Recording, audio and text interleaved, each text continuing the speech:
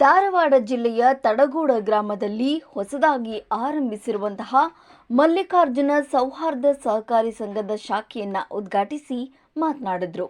ಉಪ್ಪಿನ ಬೆಟಗೇರಿ ಗ್ರಾಮದ 3000 ಮಠದ ಮಠಾಧೀಶರಾದ ಶ್ರೀ ಪೂಜ್ಯ ಕುಮಾರ ವಿರೂಪಾಕ್ಷ ಮಹಾಸ್ವಾಮಿಗಳು ಗ್ರಾಮೀಣ ಪ್ರದೇಶದ ಜನರ ಹಣಕಾಸಿನ ವ್ಯವಹಾರ, ವ್ಯಾಪಾರಕ್ಕೆ ನಗರ ಪ್ರದೇಶಗಳಿಗೆ ಹೋಗದೆ ಸ್ಥಳೀಯವಾಗಿ ಇರುವಂಥ ಇಂತಹ ಸಹಕಾರಿ ಸಂಘಗಳ ಮೂಲಕ ವ್ಯವಹಾರ ಮಾಡಿದರೆ ಜನಸಾಮಾನ್ಯರ ಸಮಯ, ಹಣ ಉಳಿಯುವುದು ಮತ್ತು ಸ್ಥಳೀಯವಾಗಿ ಆರ್ಥಿಕ ಸ್ವಾತಂತ್ರ್ಯ ದೊರೆಯುವುದು ಎಂದಿದ್ದಾರೆ.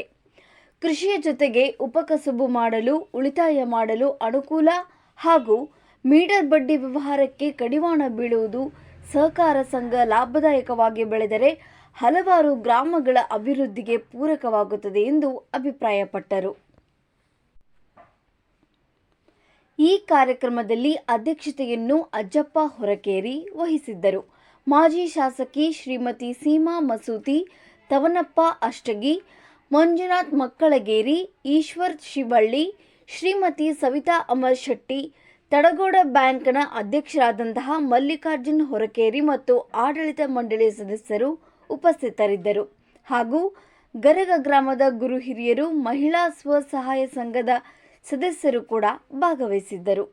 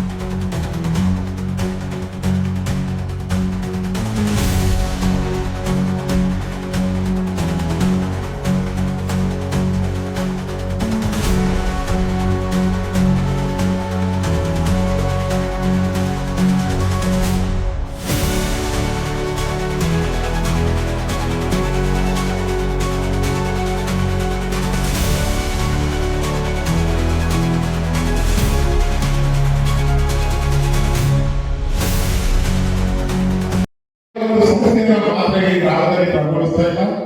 ಬದಲಾಗಿ ಆರ್ಥಿಕದ ಸಬಲೀಕರಣ ಹಾಗೂ ಸಮಾಜದ ಅಭಿವೃದ್ಧಿಗಾಗಿ ಒಂದು ಹೊಸ ಹಾದಿಯನ್ನ ತೋರ್ತಾ ಇದೆ. ಸರ್ಕಾರಿ ತತ್ವಗಳ ನಮ್ಮ ಬಲ, ರೈತರು ನಮ್ಮ ಬಲ, ಸಣ್ಣ ವ್ಯಾಪಾರಿಗಳು ನಮ್ಮ ಬಲ, ಕಸುಬುದಾರರು ನಮ್ಮ ಬಲ, ಹೀಗೆ ಹಲವಾರು ಒಂದು ಗ್ರಾಹಕರು ಒಳಗೊಂಡಂತ ಈ ಸಂಸ್ಥೆ ಇವತ್ತು ಮಧ್ಯಮದ ಒಂದು ಜನರಿಗೆ ಆರ್ಥಿಕವಾಗಿ ನೆರವು ನೀಡುವುದು, ಅವರನ್ನ ಬಂಡವಾಳಶಾಹಿಗಳಿಂದ ದೊಡ್ಡ ಬಡ್ಡಿಯ ಸುಳಿಯಿಂದ ಅವರನ್ನ ಪಾರ ಮಾಡುವುದು ನಮ್ಮ ಸಂಸ್ಥೆಯ ಉದ್ದೇಶವಾಗಿದೆ.